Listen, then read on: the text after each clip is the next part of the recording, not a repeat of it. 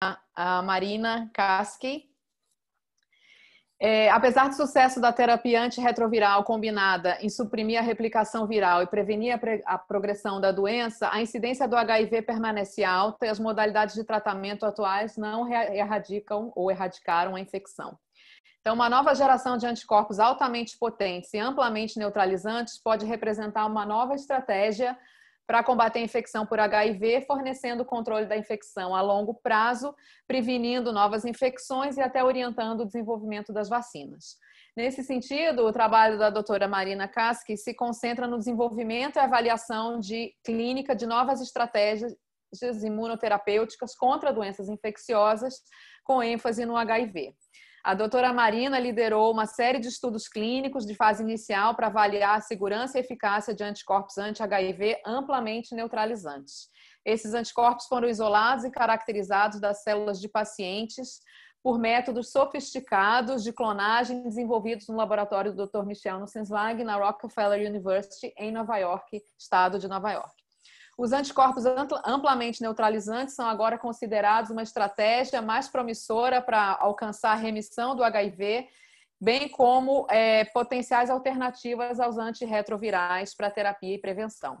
A doutora Marina, então, diante de todo esse conhecimento que ela tem adquirido, né, no trabalho com HIV, obviamente, com o surgimento do SARS-CoV-2, fez uma extensão para a Covid-19 e está trabalhando para descobrir e caracterizar anticorpos neutralizantes eficazes contra a Covid-19. A doutora Marina é brasileira, formada pela Universidade Federal de Sergipe, fez residência nos Estados Unidos e desde 2000 trabalha na Rockefeller University, onde ela é Associate Professor. Ela também atua como médica assistente de doenças infecciosas na Escola de Medicina da Cornell e é membro da American Society of Clinical Investigation. Então, um grande prazer receber a doutora Marina aqui. Ela tem uma agenda muito cheia e a gente trabalhou muito para conseguir uma data para ela falar para a gente aqui hoje. Então, Marina, muito, muito obrigada por ter conseguido esse horário. Ela tem uma reunião que começa às 10 horas, então a gente vai fazer uma palestra um pouquinho mais curta, mas com certeza, tenho certeza que vai ser muito boa para todos nós. Então, Marina, por favor, pode abrir seu microfone e vamos começar. Obrigada. Ok, bom dia, Camila. Muito obrigada por essa oportunidade de apresentar o meu trabalho dos últimos anos para vocês.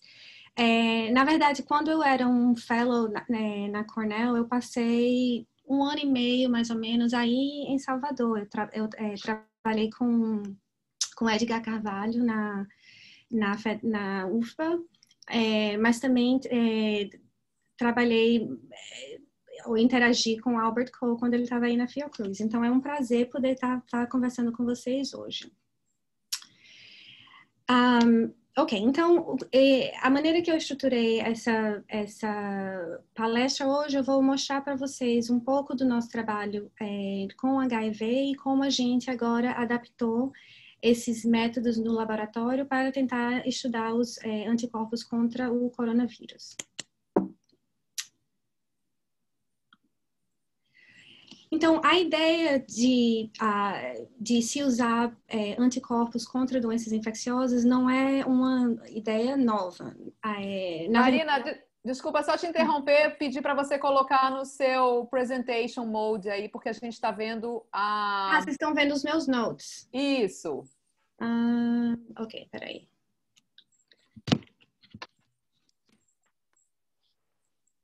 Assim, Ainda está vendo os notes, peraí, deixa Isso. É porque eu acho que você está com 2 telas, né? Mas aí eu desconectei, agora eu só preciso... Certo. Como é que eu faço para ir para o slideshow? Ok, Agora, perfeito. Muito obrigada. Então, a transferência de anticorpos na forma de plasma ou serum é uma coisa que já se foi usado contra doenças infecciosas desde o final do século XX ou XIX. Na verdade, foi o primeiro prêmio Nobel foi a ideia de fazer transferência de plasma contra a difteria.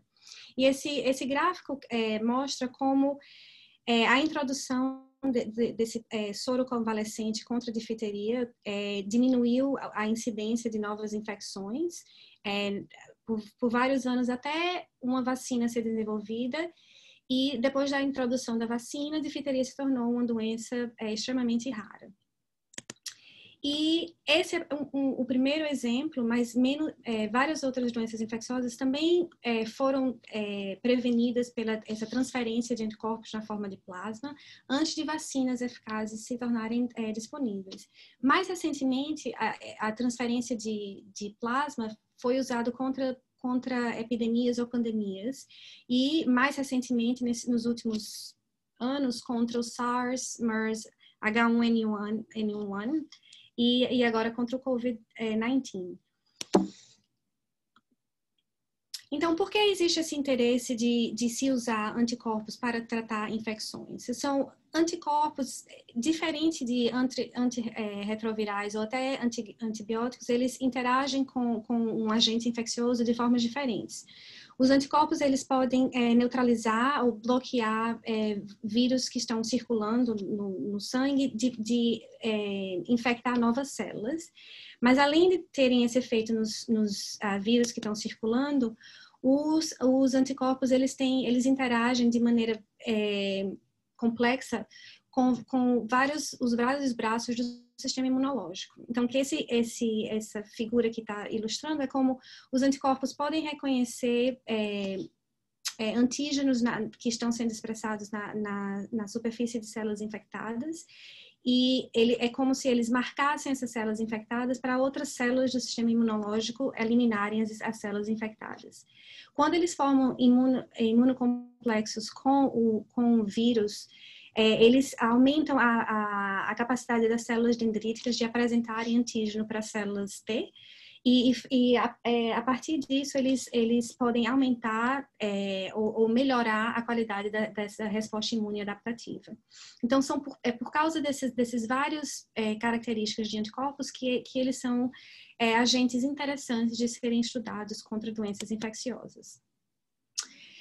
No entanto, nem todos os anticorpos são feitos, assim, têm as mesmas características. Na verdade, quando todos nós somos infectados com um agente infeccioso, seja HIV, Zika, dengue ou o SARS-CoV-2, anticorpos de várias características são formados e apenas uma pequena percentagem desses anticorpos são os anticorpos que têm alta atividade neutralizante. E, em geral, esses anticorpos são encontrados em 5 a 10% das pessoas. Pelo menos nos cohorts de pessoas que o nosso laboratório estudou, que estavam infectados com HIV ou se recuperaram de Zika, dengue ou hepatite B.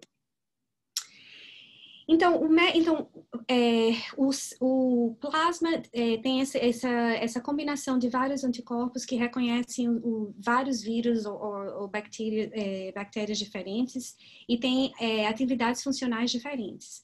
Mas a ideia para se produzir anticorpos monoclonais é primeiro identificar quais são esses anticorpos que são uma pequena percentagem de todos os anticorpos que o corpo forma em resposta a uma infecção que tem alta atividade, que podem ser daí produzidos como anticorpos monoclonais. Então, um método laboratorial que foi desenvolvido para estudar esses anticorpos está basicamente ilustrado aqui. Primeiro, se começa fazendo uma triagem no soro, no plasma, de pessoas que estão se recuperando de uma determinada infecção, que carregam uma infecção, como no caso do HIV. E uma vez que se encontra essas pessoas que fizeram resposta neutralizante alta no plasma, amostras sanguíneas dessas pessoas, então, são avaliadas de maneira mais detalhada, de maneira que usa-se proteínas contra, nesse caso, o HIV, como se fossem uma isca para pescar células B, uma de cada vez. Essas células B são sorted, são pescadas pelo método de flow cytometry.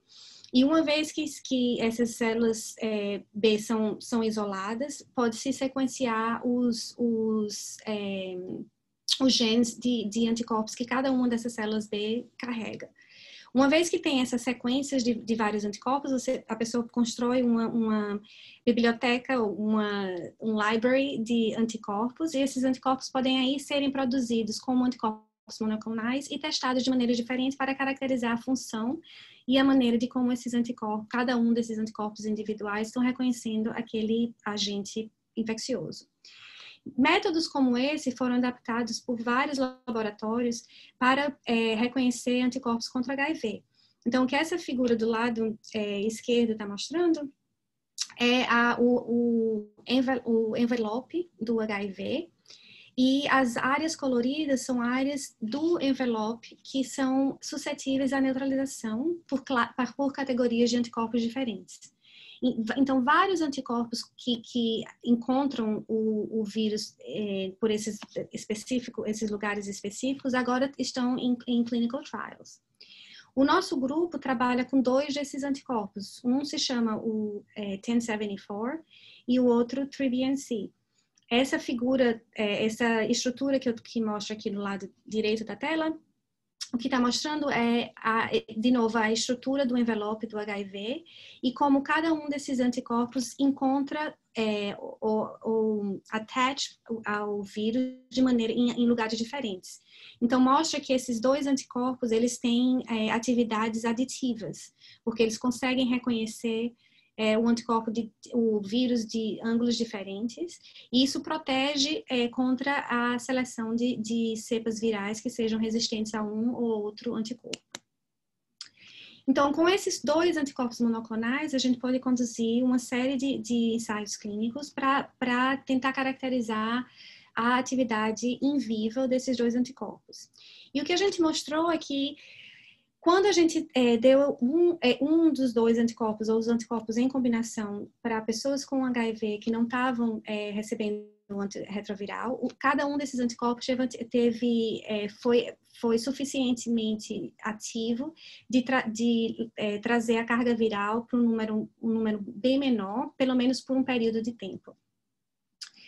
Quando a gente daí olhou ao efeito desses anticorpos em pessoas que estavam com a carga retroviral com níveis muito baixos, porque eles estavam tomando o coquetel de antirretrovirais, e a gente trocou o tratamento deles do antirretroviral pela combinação de anticorpos, a gente viu que os anticorpos continuaram mantendo essa supressão da carga viral. Então, eles foram efetivos em manterem a carga viral em níveis bem baixos, mesmo sem a adição dos antirretrovirais. Esses anticorpos foram depois modificados de maneira que eles foram mais long-acting. Então, o half-life, o período de tempo que esses anticorpos continuam sendo ativos, aumentou de 3 vezes mais, o que permite que esses anticorpos agora possam ser administrados 1 vez ao ano ou 2 vezes ao ano, talvez como alternativas ao tratamento tradicional contra o HIV. Então, por conta desses primeiros estudos clínicos, mostrando que esses anticorpos monoclonais contra o HIV têm, em fato, atividade antirretroviral em pessoas que têm o HIV, esses anticorpos agora estão sendo testados em vários outros estudos clínicos e para várias indicações diferentes. Então, eles estão sendo considerados como alternativas de prevenção, como alternativas de tratamento, principalmente em populações infectadas pelo HIV que tem dificuldade, que não é simples continuar com o tratamento que requer dosagem diária. E esses anticorpos também estão sendo avaliados como um componente de combinações terapêuticas que tem o intuito, que tem o objetivo de levar a cura ou o controle do HIV ao longo do tempo, sem precisar tratamento contínuo. Então, isso é por aí que esses anticorpos contra o HIV agora estão sendo estudados. O desenvolvimento desses anticorpos levou vários anos. Os métodos foram desenvolvidos em 2009, mais ou menos. Em 2011, os primeiros anticorpos foram identificados, esses anticorpos neutralizantes que tinham atividade contra várias cepas do HIV. E levou 3 a 4 anos para esses anticorpos entrarem nos ensaios clínicos. E no começo desse ano, esses 2 anticorpos foram licenciados para uma empresa farmacêutica. Eu coloco isso aqui só para mostrar, em geral, o tempo que leva para fazer a descoberta no laboratório, entrar nos estudos clínicos e conseguir passar esses anticorpos para uma empresa farmacêutica que vai poder conduzir estudos maiores. Então, em geral, esse é um processo que leva mais ou menos 10 anos. Mas aí chegou o coronavírus no começo desse ano. E tudo mudou a maneira como o mundo faz pesquisa. Então, o coronavírus, como o HIV, é um vírus RNA, é um RNA virus, só que diferentemente do HIV, ele é um vírus que não causa uma infecção crônica. Então, é um vírus que o sistema imunológico pode, mais frequentemente do que não, eliminar essa infecção. Então, de certas formas, ele tem menos... É um vírus mais simples de se trabalhar do que o HIV. O coronavírus, o que está causando a pandemia atual é o SARS-CoV-2, como vocês sabem. Ele é apenas um membro de uma família grande de coronavírus. Dentro dessa família existem coronavírus que causam o common cold, que causam uma doença muito mais branda e que sempre está em circulação no mundo. Mas ele é parte de uma subfamília de coronavírus que podem causar doenças mais severas.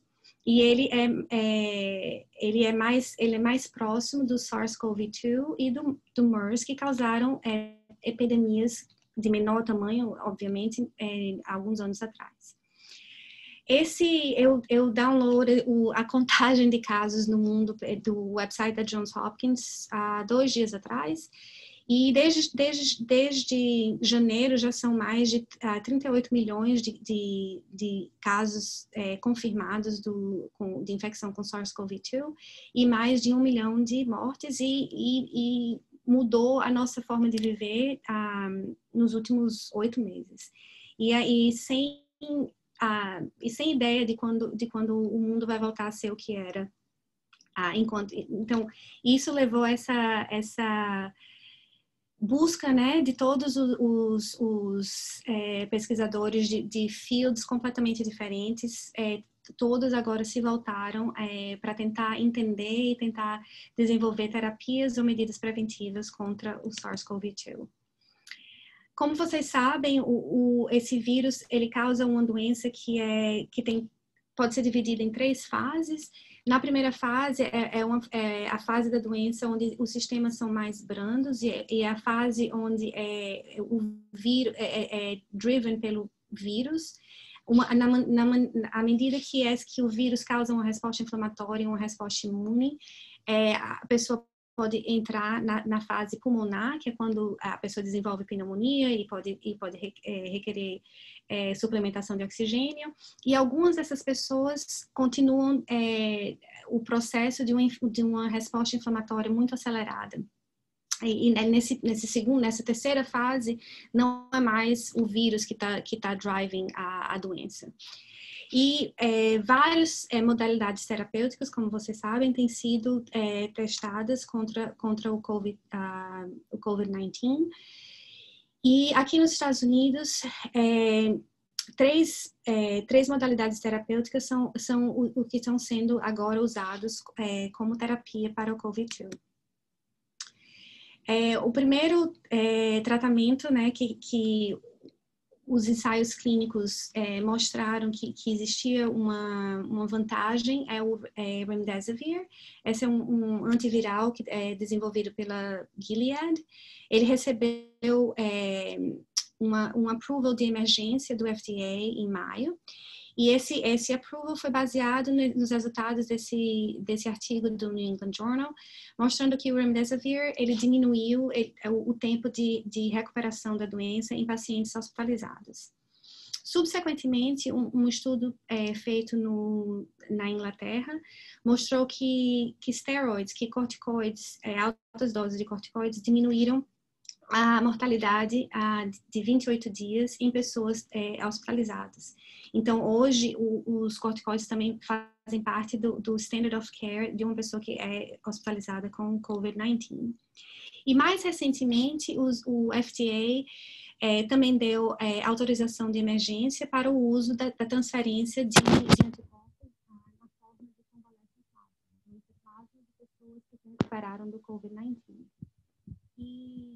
E esse approval foi baseado nos resultados desse estudo, que olhou um open label estudo, então não é um estudo randomizado, mas o que esse estudo mostrou, avaliando a transfusão de plasma em mais de 35 mil pessoas, que a transfusão de plasma, a transfusão de anticorpos dessa forma, em geral, tem safe, foram poucos os efeitos colaterais, e talvez o plasma tenha a eficácia antiviral.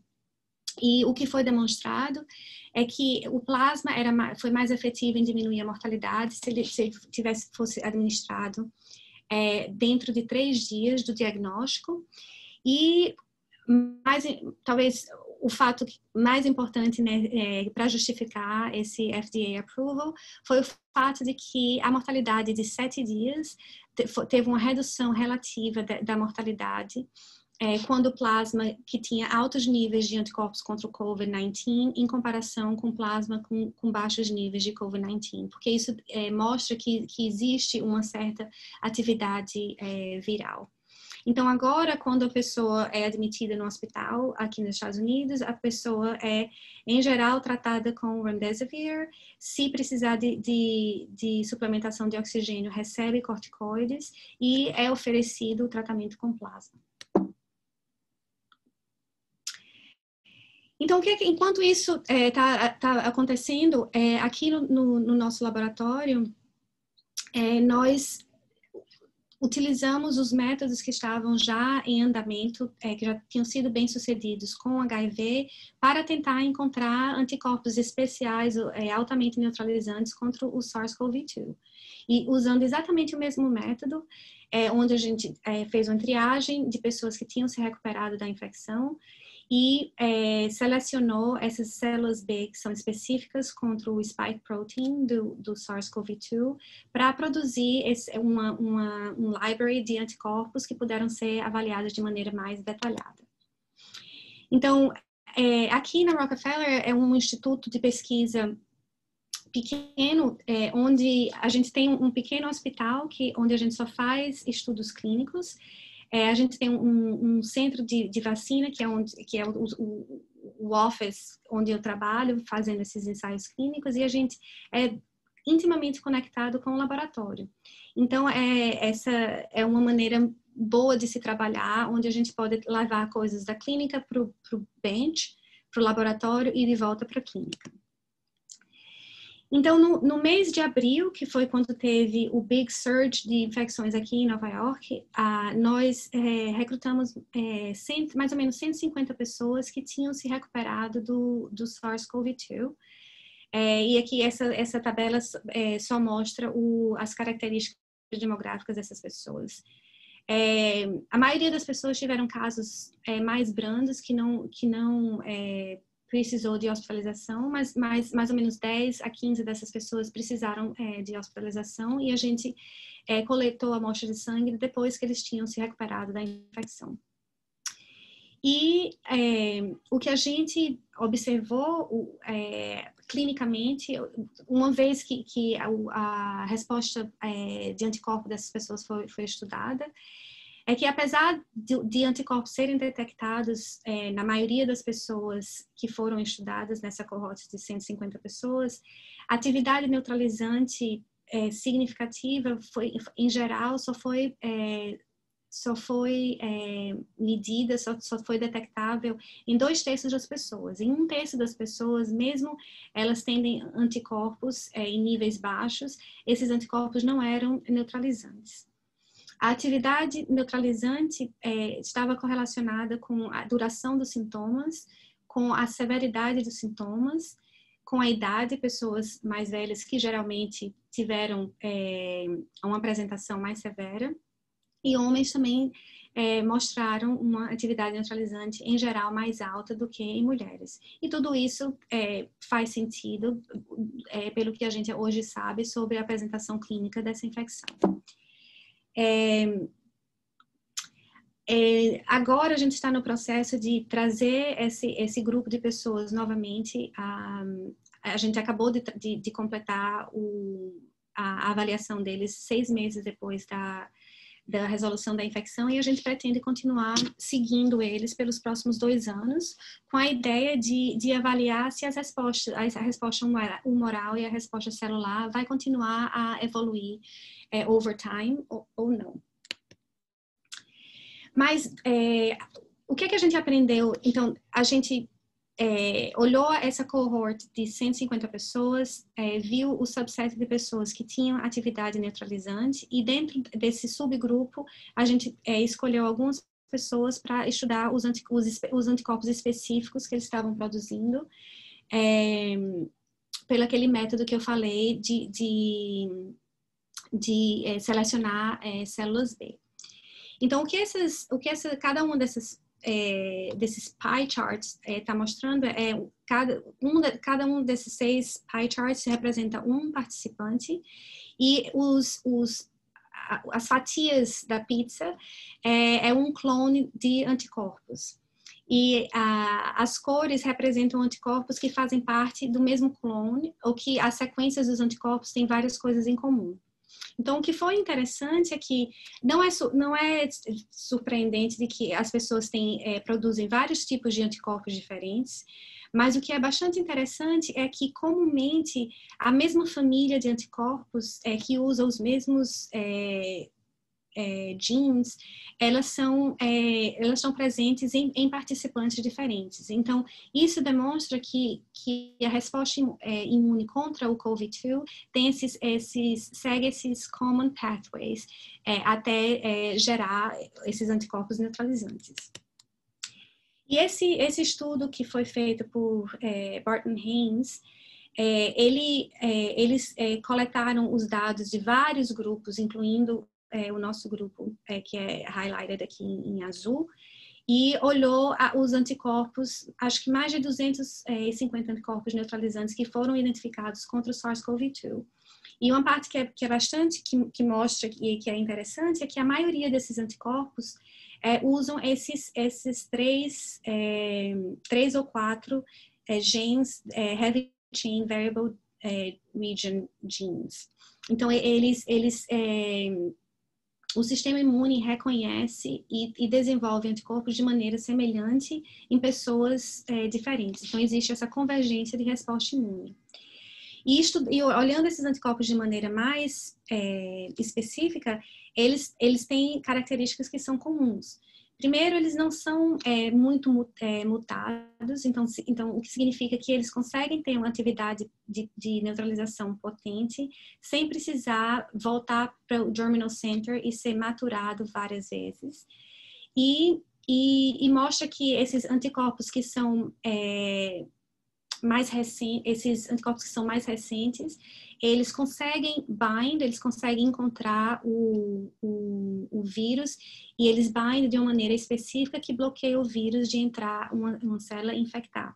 Então, tudo isso mostra que, de certa forma, esses anticorpos são desenvolvidos por várias pessoas cedo durante a infecção, e tudo isso são características que são promissoras para uma vacina. Significa que induzir anticorpos parecidos com esse seja possível e não é tão desafiador para a vacina, o que é em contraste com o HIV.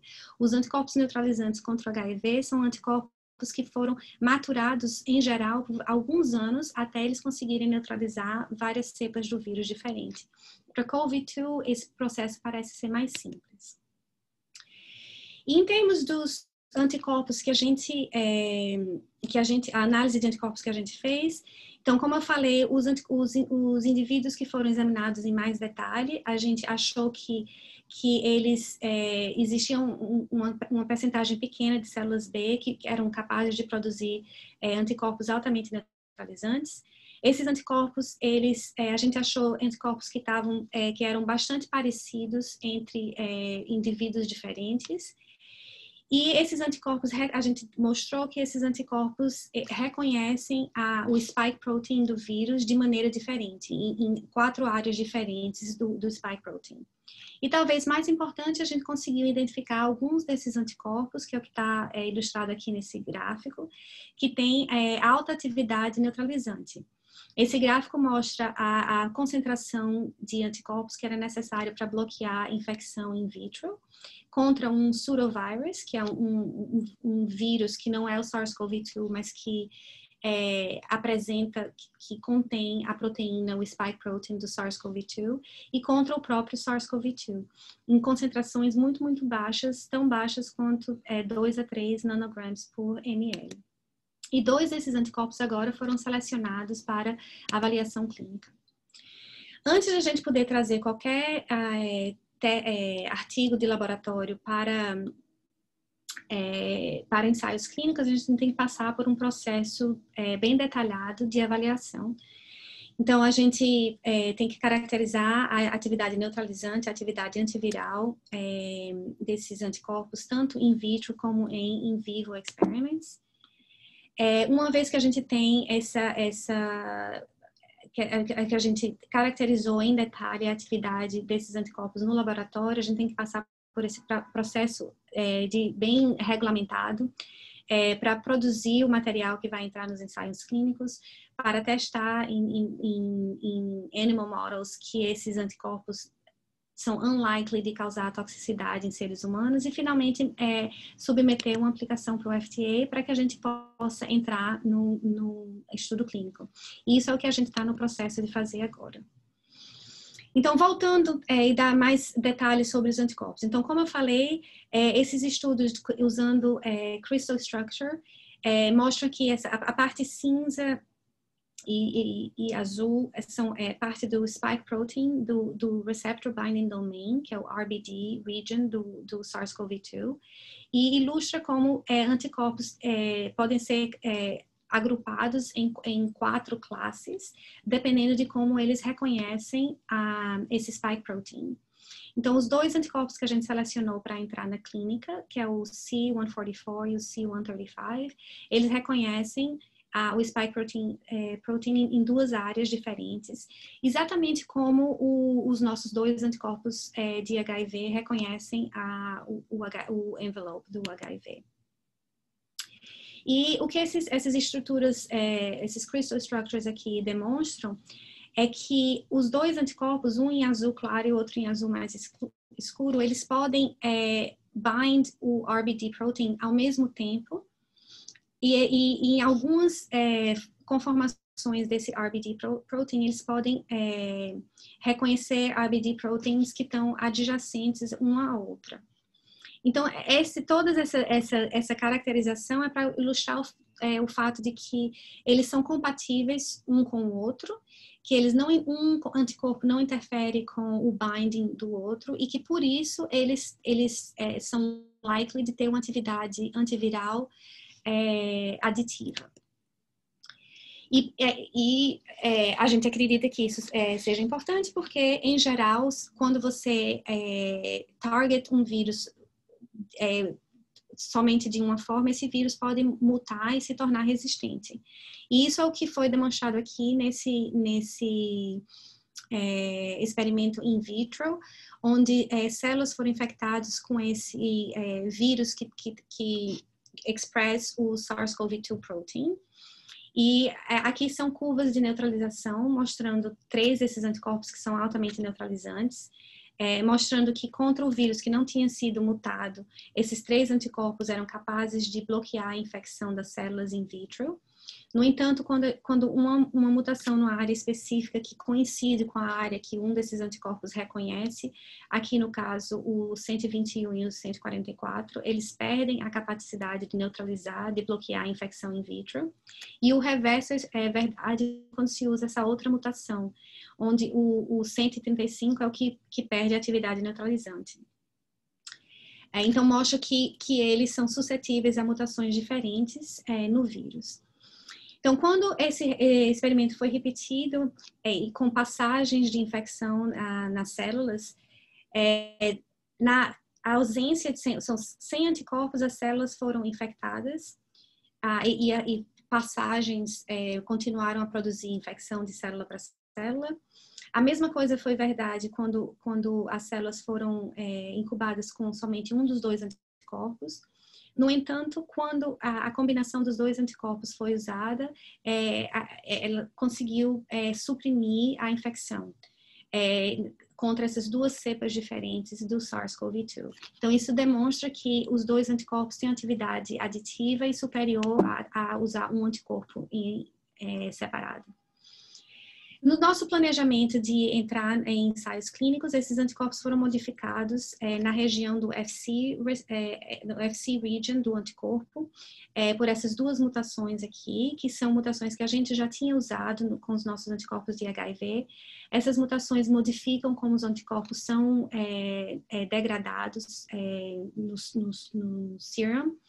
E esse gráfico aqui mostra que, na ausência dessas mutações, o anticorpo tem um half-life de 3 semanas. Quando a gente introduz essas mutações para fazer os anticorpos serem long-acting, o half-life aumenta de 3 dias. Então, isso é o que faz a gente acreditar que a gente possa, no caso do SARS-CoV-2, dar somente uma dose do anticorpo e ele vai ter um efeito que vai durar vários meses. Esses anticorpos agora estão sendo testados em modelos de infecção em different models. Esse primeiro que eu vou mostrar para vocês é com um mouse.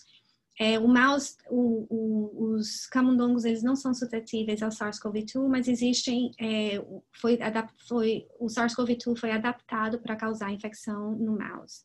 Esse experimento de prevenção, os animais receberam uma dose da combinação de anticorpos 12 horas antes de receberem o challenge, de serem infectados, de tentar serem infectados com o SARS-CoV-2, e 2 dias depois o nível de vírus nos pulmões foi medido. E novamente aqui o que a gente viu é que um dos 2 anticorpos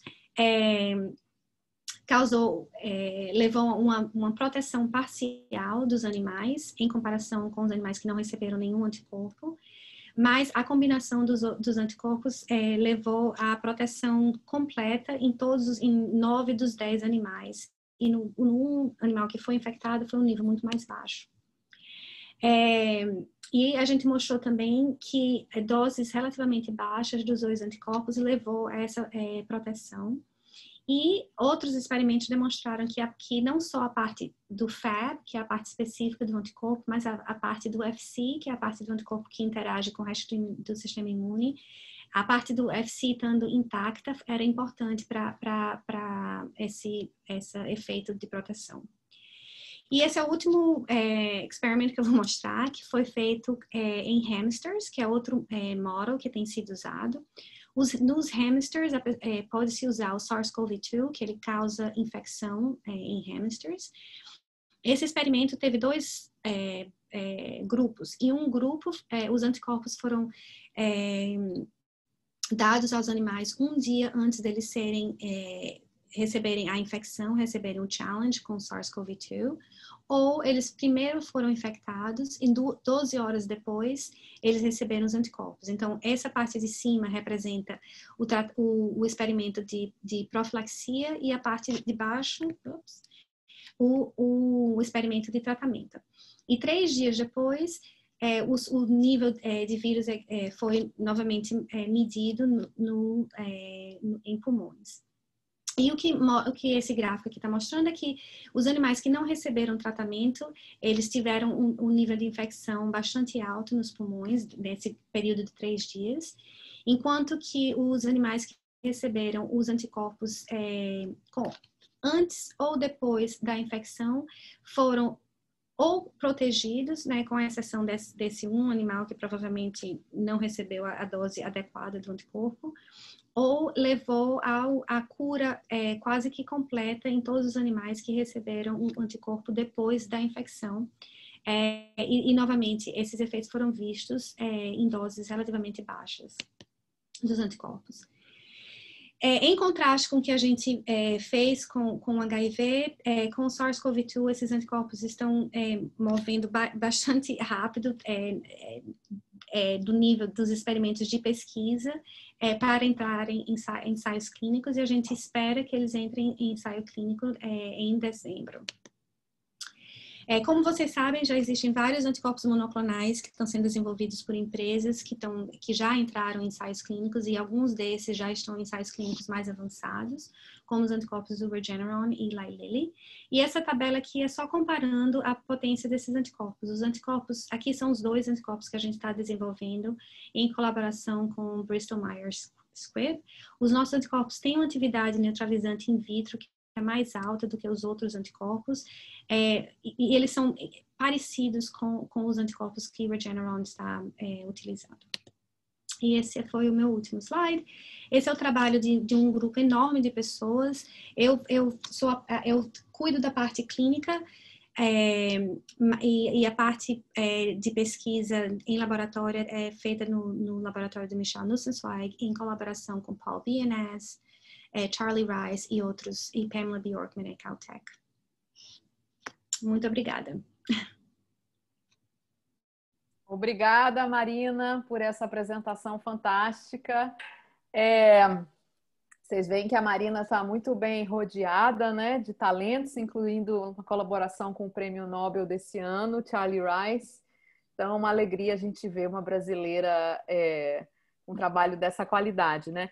Eu acho que os anticorpos monoclonais, eles ficaram famosos, talvez recentemente, porque o presidente Trump tomou uma dose de anticorpos da Regeneron, né? E ele saiu anunciando que era uma cura, os auxiliares dele pedindo para ele dizer que era uma terapia, e ele saiu dizendo que era uma cura, enfim. Então, acho que os anticorpos monoclonais caíram na mídia com esse tratamento de high profile treatment, né? Então, como eu falei no começo, a Marina tem uma reunião agora às 10 horas, então a gente vai fazer 2 perguntas aqui e vamos ver como procede, se a gente consegue fazer mais alguma. Então, muitos elogios, Marina, muito obrigada, muito interessante. Se a frequência dos indivíduos que apresentam anticorpos neutralizantes, como você mostrou, né, naturalmente infectados, se ela é tão baixa, como é que uma vacina vai gerar esse tipo de resposta? Qual seria a solução? Utilizar epítopos muito específicos e adjuvantes muito potentes?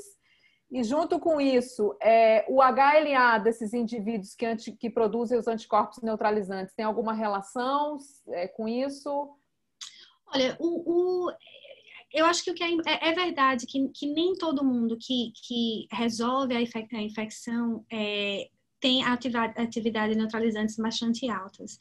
Mas existe também todo o lado da resposta celular que eu não discuti. Então, provavelmente são vários braços do sistema imune que ajudou aquela pessoa a se recuperar da infecção. Então, eu acho que as vacinas, elas estão aiming a gerar anticorpos, mas elas vão gerar não só anticorpos, como resposta imune. Então, eu também tenho essa preocupação, né? Será que uma vacina vai ter que fazer melhor do que a infecção natural? E eu não sei se é necessariamente dessa forma, porque o que a gente tem que lembrar é que as pessoas se recuperaram por si só, a maioria das pessoas se recuperam por si sós, então existe um sistema, uma resposta imune que a gente talvez ainda não entenda em extremo detalhe. Eu acho que é importante que é importante que a gente foque na parte positiva, que esses anticorpos são anticorpos que apesar da gente não ter detectado em todo mundo, nas pessoas que a gente detectou, esses anticorpos têm características de anticorpos que se desenvolveram de maneira rápida e recente depois da infecção. Então, isso significa que existe a chance de que a vacina vai conseguir induzir, porque o estímulo de vacina não é, mesmo que você tenha um adjuvante bastante forte, etc., não é, obviamente, o mesmo que a infecção em si. Mas o fato dos anticorpos que provavelmente estão envolvidos na proteção das pessoas, são anticorpos que não estão muito mutados, eu acho que é uma coisa muito boa e que deve criar otimismo que essas vacinas vão sim poder induzir uma resposta imune que gere proteção. E a pergunta sobre o HLA das pessoas que desenvolvem os anticorpos altamente neutralizantes, se tem algum conhecimento? Eu não sei, a gente não olhou o HLA aqui. Eu sei que existem discussões sobre se existem... Existe estudo de um dos pesquisadores aqui, Jean-Laurent Casanova, mostrando deficiências genéticas na resposta do interferon, que é relacionada a uma doença mais severa. Quanto ao HLA, se tem HLA específico que leva à resposta neutralizante de maior potência, eu não sei se a gente sabe isso ainda. Ô Marina, e nessa perspectiva de desenvolver os anticorpos, eu entendo que a aplicação seria mesmo terapêutica, né? Não seria profilática, né? Porque é muito complicado você pensar em profilaxia com essa tecnologia tão avançada e possivelmente cara também, né? Então, a tecnologia é bastante cara, mas eu acho que os anticorpos, como os antirretrovirais, eles têm muito mais provável deles serem eficazes se eles forem usados no começo da infecção ou logo depois que a pessoa tiver sido exposed. Então, o que a gente tem pensado é que esses anticorpos podem ser usados em grupos de risco, né? Grupos de pessoas que têm maior risco de desenvolverem uma doença mais severa. E dentro dessas pessoas, o subgrupo delas que talvez não tenham, que não sejam less likely de ter uma resposta boa contra a vacina. Por exemplo, pessoas que pessoas mais idosas ou pessoas que tenham câncer e estejam recebendo immunosuppressive treatment. Ou pessoas que morem em nursing homes. Pessoas, household contacts que tenham risco se eles puderem ser identificados rapidamente. Mas você ressalta um problema que eles são caros. Eu acho que o SARS-CoV-2, na verdade, é uma oportunidade de se repensar como o custo de desenvolver vacinas e anticorpos precisa ser diminuído. Existem tecnologias que estão se desenvolvendo para poder produzir anticorpos em quantidades maiores a custo mais baixo. O fato desses anticorpos poderem ser modificados e serem long-acting provavelmente significa que a gente vai poder dar uma dose menor e ter um efeito mais prolongado. Então, eu acho que o lugar dos anticorpos não vai ser tratamento de quem está hospitalizado e bastante doente. O anticorpo vai ter que ser usado como o Remdesivir, por exemplo, em casos mais agudos, no early course da doença, e nesses subsets específicos, como post-exposure prophylaxis. Certo. Não, concordo plenamente também. Tinha uma pergunta aqui que é como tornar essa terapia acessível para a população em geral, mas como você explicou, eu não acho que talvez não seja inicialmente acessível para a população em geral, mas seria um tratamento direcionado, né, para casos específicos, para você conseguir escalonar isso para futuramente talvez ter um avanço tecnológico também no sentido de baratear tudo, né? Que eu acho que a Covid-19, na verdade, ela está trazendo também muito progresso nesse sentido todo, né? De avanço tecnológico brutal para ciências da vida, né? Para a área biomédica, e eu acho que isso realmente está sendo, vai ser um resultado positivo, talvez, de tudo isso que a gente está passando. Quando isso passar, concordo plenamente. Então, acho que é isso, né? Você tem sua outra reunião, Marina, muito obrigada. Fantástico. A gente está fazendo muitas palestras sobre Covid-19, porque todo mundo quer aprender. Mas cada vez que a gente vê uma palestra de interação da clínica com o laboratório, e como a gente tem muitos alunos aqui presentes na plateia, eu acho que é importantíssimo sempre a gente reforçar isso e mostrar como é possível isso ser feito e quanto a gente ganha juntando, né, a clínica com a pesquisa em tempo real, digamos assim. E seu exemplo foi perfeito, né? Geograficamente unidos ali num quarteirão de Manhattan. E eu acho que assim, é muito importante para a gente do Brasil ver isso repetidamente, porque esse é o caminho, realmente, se a gente quiser solucionar problemas, é trabalhar sempre juntos, em colaboração, junto com médicos e cientistas. Com certeza. Não é? Então, muito obrigada pela sua presença aqui hoje, pela sua palestra. Quem sabe a gente te encontra de novo mais para frente para falar de HIV, outro problema recorrente aí da nossa história. Problema que não vai embora. Exato, e quem sabe a gente ouve você falar também desse outro problema e das soluções que vocês estão propondo para isso. Então, muito obrigada, Marina. Um bom dia para você. Tchau, tchau.